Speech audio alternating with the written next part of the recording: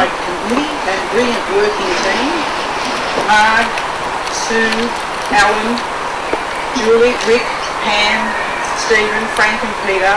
I'd like to extend a warm welcome to you all. Thank you all for coming today for the 150th commemoration of the Cheltenham Pioneer Cemetery. You have to excuse me reading from my notes. Later on today we're also having a dedication service in order of World War I soldier Thomas Marcellus Boyle as a mark of respect for the up-and-coming hundreds of Boyle. I'd also like to acknowledge the original owners of this land, the Bunurong people, which I feel particularly appropriate and relevant here because we actually had one of their tribe buried here in this cemetery, Eliza. She was one of the last remaining members of her tribe.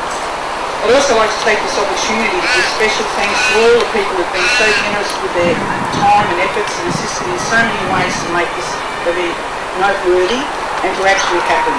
I'd like to thank Murray Thompson and his office, member for Sandringham, for his guidance and support, all of the SMCT staff for their collaboration and hard work, especially Gail Earlwood, Dr. Celestine Scarzio, Tim Beasley and his hard-working team who've done a great job here at the cemetery.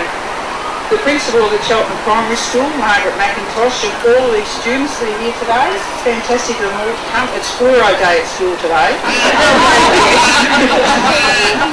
But most importantly, I'd like to thank all the volunteers that are here today and over the weekend, just to keep this event moving along and making things happen.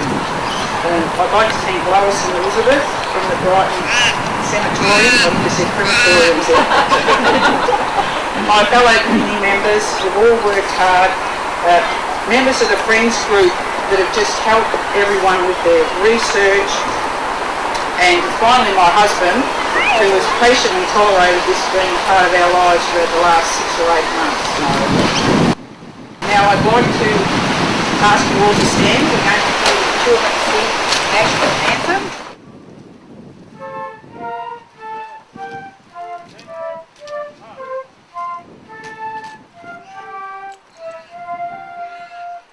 Australians, all let us rejoice, for we are young and free, with golden soil and wealth atold. Our land is earth by sea, our land abounds in nature's gifts, of beauty rich and rare. In history's age let every state drive past Australia fair. In our strains and let us sing, and past Australia fair. Beneath our radiant southern cross, built of rivers and hands, to make this Commonwealth renown of all our lands. For those who come across the sea, we found this blessed share.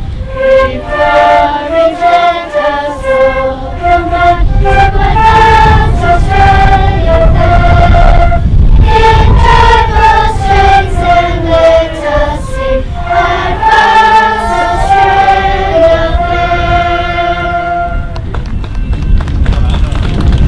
Thank you very much. Thank you. Now I'd like to invite the Director of Customer Experience at Southern Metropolitan Cemeteries Trust, Angela Gordon-Wilder.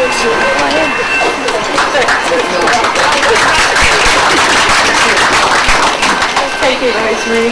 Thanks. Good morning, everyone, and on behalf of the Southern Metropolitan Cemeteries Trust, I warmly welcome you to the commemoration of Cheltenham Pioneer Cemetery's 150th anniversary.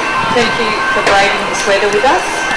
I would like to acknowledge the presence of Councillor Jeff Gledhill, Mayor, City of Kingston, Councillor James Long, Deputy Mayor, Bayside City Council, Ms Robin McNaught, representing Mr Murray Thompson, Member for Sandringham, Mr Tim Richardson, Member for Mordialloc, Mr Graham Disney, Historian, Mr John Boyle, descendant of Thomas Marcellus Boyle, Ms Gay Mason, Trust Member of the Southern Metropolitan Cemeteries Trust. Distinguished guests, ladies and gentlemen, again welcome to this 150th anniversary. The Southern Metropolitan Cemeteries Trust is proud to administer this community-focused cemetery, and we are honoured to commemorate its remarkable history. Cheltenham Pioneer Cemetery was the first general cemetery established in the Bayside area, and until 1917 was known as the Mordialloc and South Moorabbin General Cemetery. The first interment was that of John Fullerton Hunter, who was born in 1840 and was buried here on the 27th of March 1865. As the Melbourne suburb of Cheltenham and its surrounds grew, more space was needed, and eventually Cheltenham Memorial Park was established, and as a result this original cemetery changed its name to Cheltenham Pioneer. The Southern Metropolitan Cemeteries Trust is a proud custodian of history and acknowledges that those who rest here have all helped shape the fabric of community life in many different ways. This cemetery honours and celebrates the lives of many diverse local members of the community. It includes war veterans, merchants, medical practitioners, pioneer graziers, elite athletes, magistrates, mayors, musicians, artists and activists, prisoners, public servants, politicians and many more. Cheltenham Pioneer Cemetery gives us a fascinating insight into the history of this region, and we welcome you to enjoy the tranquility of these historic grounds at any time. Cemeteries are a natural part of the community and are peaceful and poignant places to be explored and enjoyed, and we encourage that. I would like to take this opportunity to thank everyone involved in making Cheltenham Pioneer Cemetery's 150th anniversary commemoration possible, and would particularly like to thank Rosemary and the volunteers of the Friends of Cheltenham Regional Cemeteries Trust for their tireless efforts. I would also like to thank Councillor Jeff Gledhill, Mayor of the City of Kingston, and Historian Graham Disney for attending. Thank you also to Mr Peter Burt, Reverend Brian Nichols, Mr John Boyle, Mr Bill Shinkfield, Mr David Cogran Lane and the Australian Great War Association for providing the honour guard. Thank you also to the SMCT staff who have also worked tirelessly to pull this event together. And on behalf of the Trust, it's a very special thank you to the Cheltenham Primary School Principal, Margaret McIntosh, and your amazing students for their performances today. I'd now like to welcome Councillor Jeff Gledhill, Mayor of the City of Kingston, to the lectern. Thank you.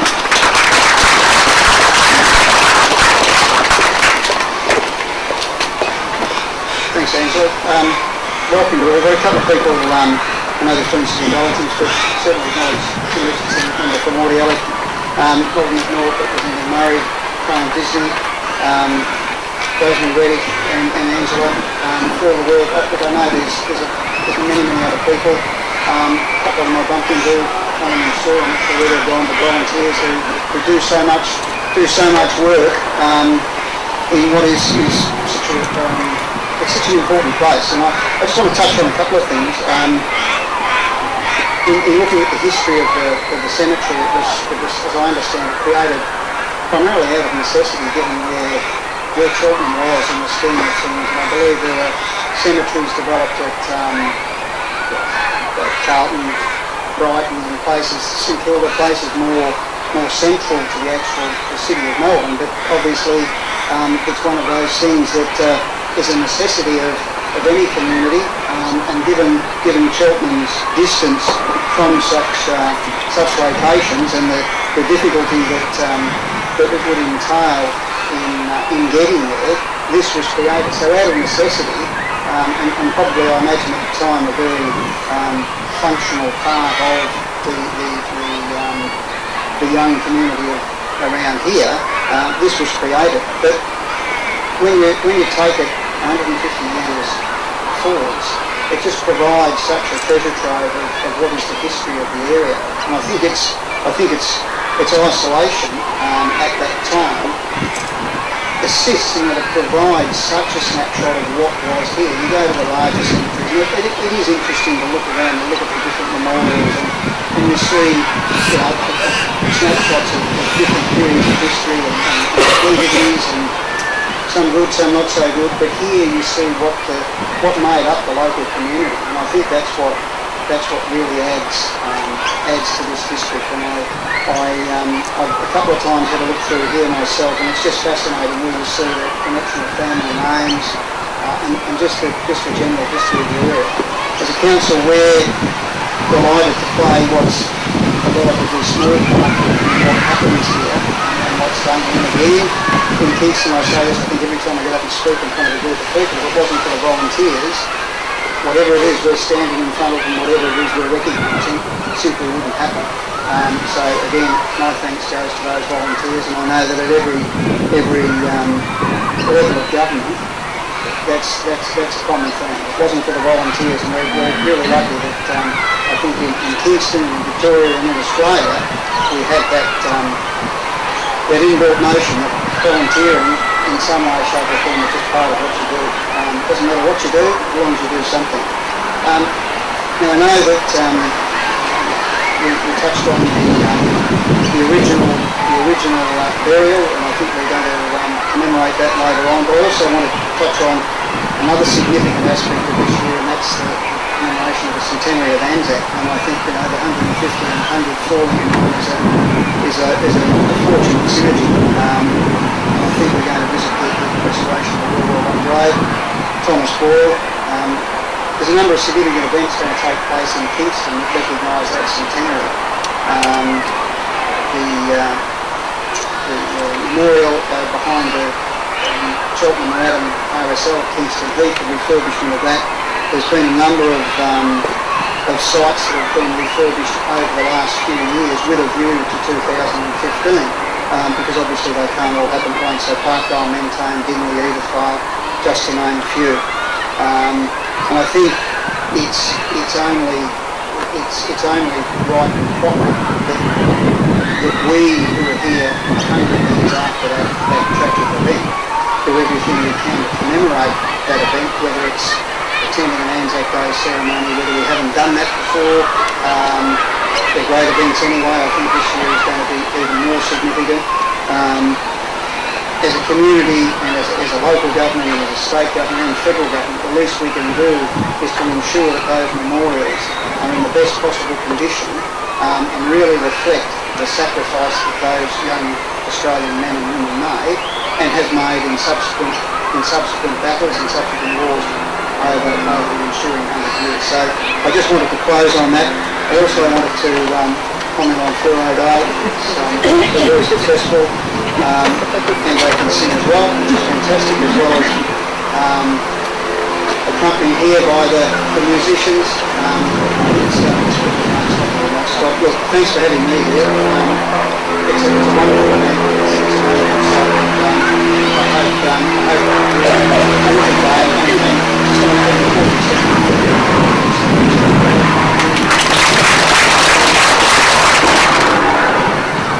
Thank you, Mr. Mayor. That's what's called municipal assistance, I guess.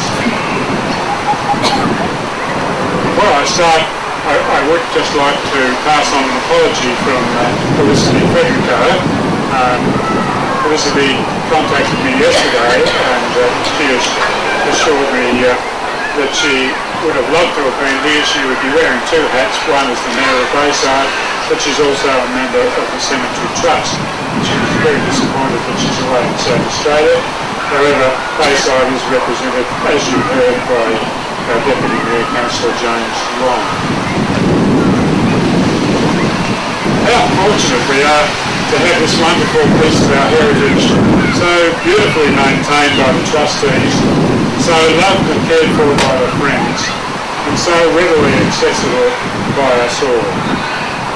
We're so lucky that our forebears cared enough to set aside this area of 5 acres originally of the original parish of Moorabbin to be a final resting place for so many of our pioneers.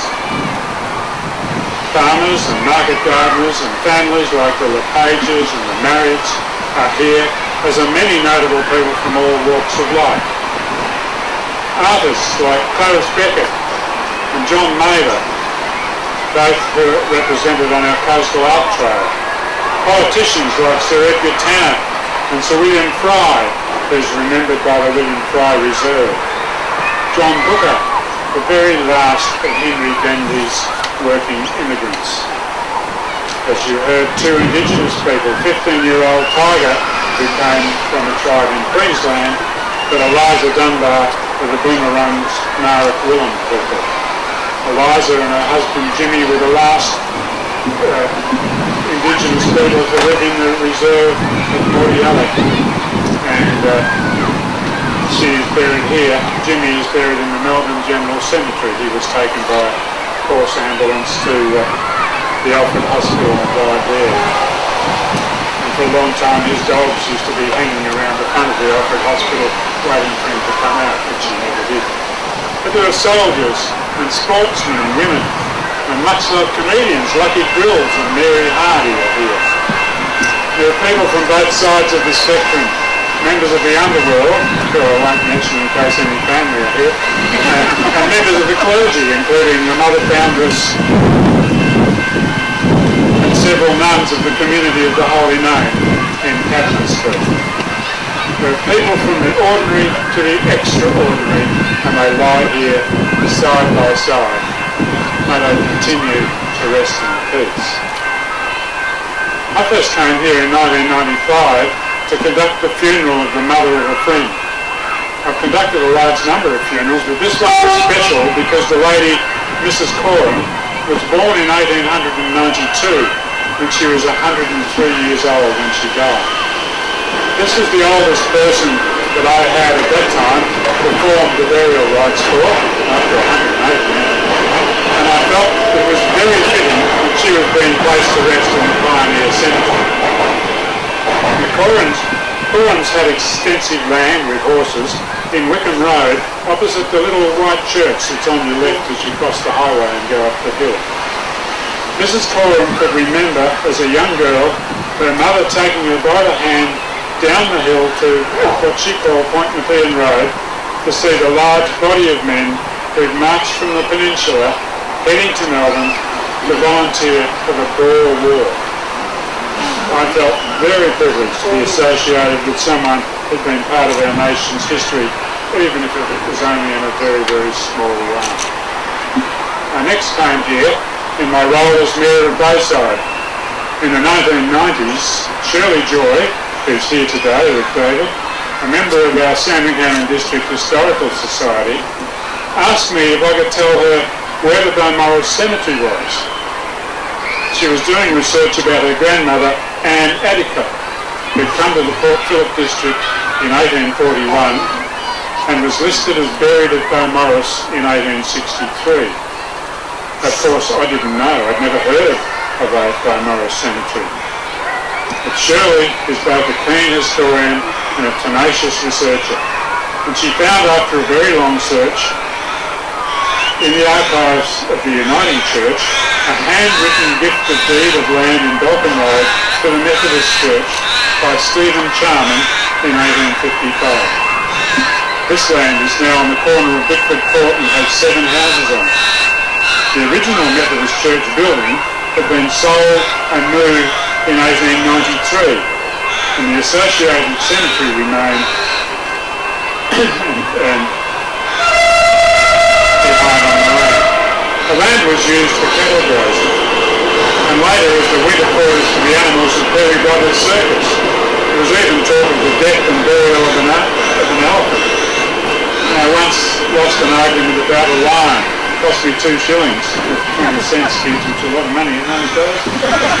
But I was at school in year 8, and the boy next to me kept yawning, and I said, why don't you go to bed early?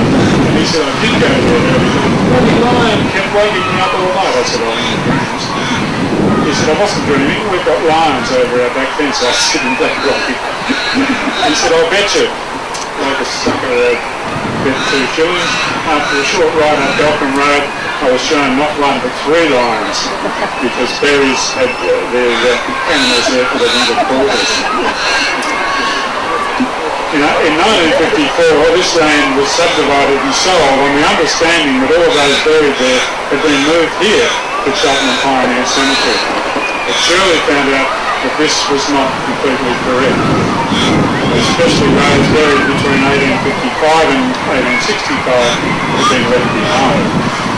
As a result of her discovery, I was privileged as Mayor of Bayside to unveil at her request a plaque commemorating the site, and it's set in the footpath near the corner of Dalton Road and Riverton Court.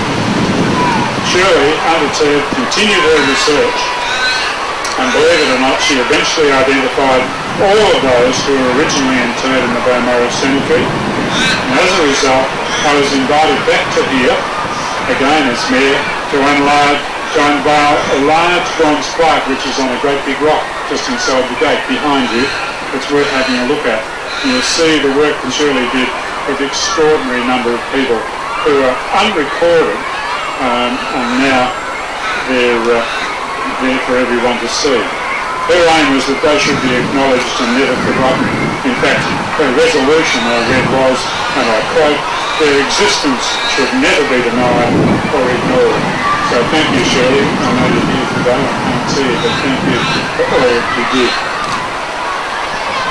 Probably the most interesting funeral that I conducted here was an RSL run, that of an old uncle of a friend, Jim Bissett, former Mayor of Sandringham.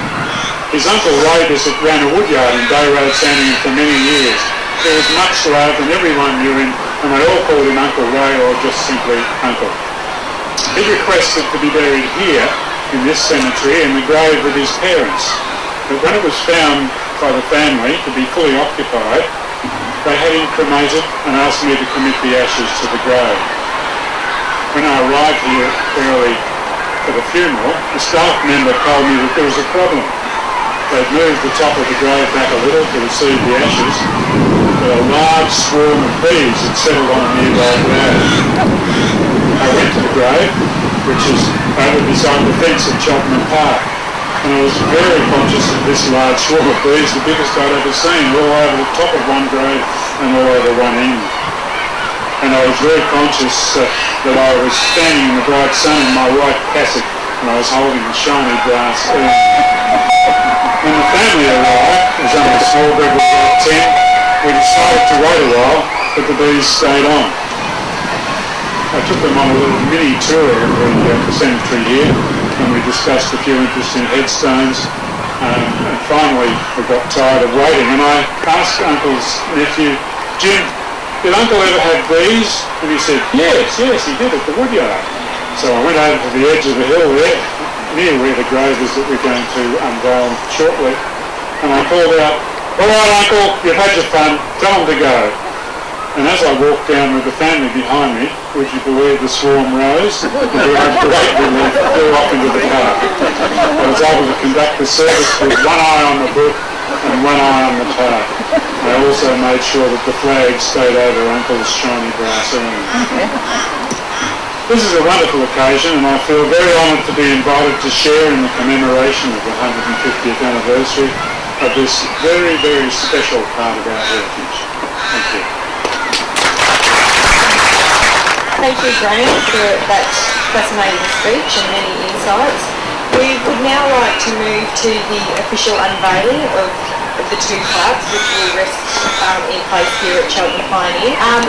If I can invite Councillor Gledhill to come up and officially unveil the first plaque, which is commemorating the first burial, that of John Fullerton Hunter, who was interred in 1865.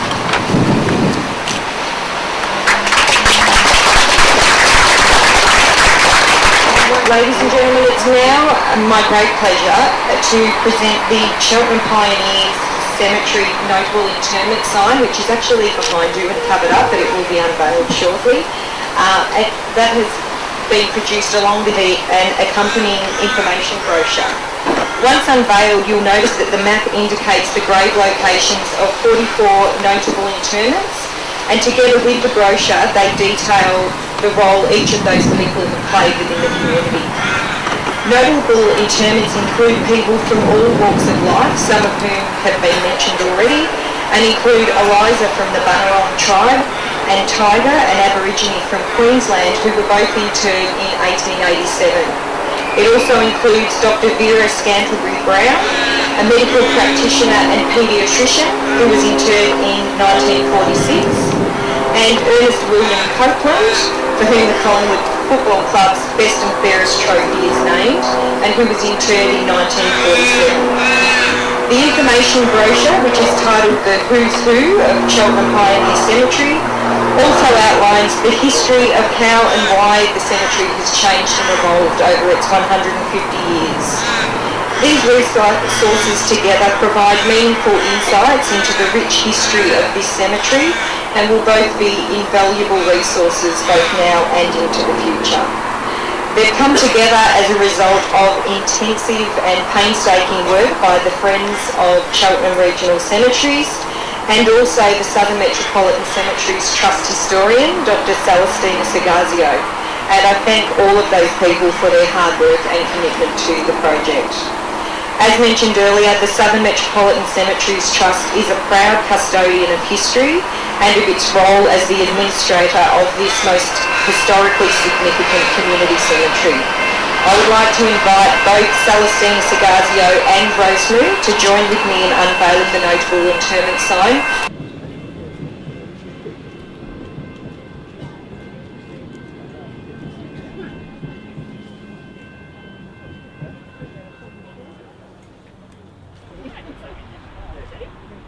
Thank you very much.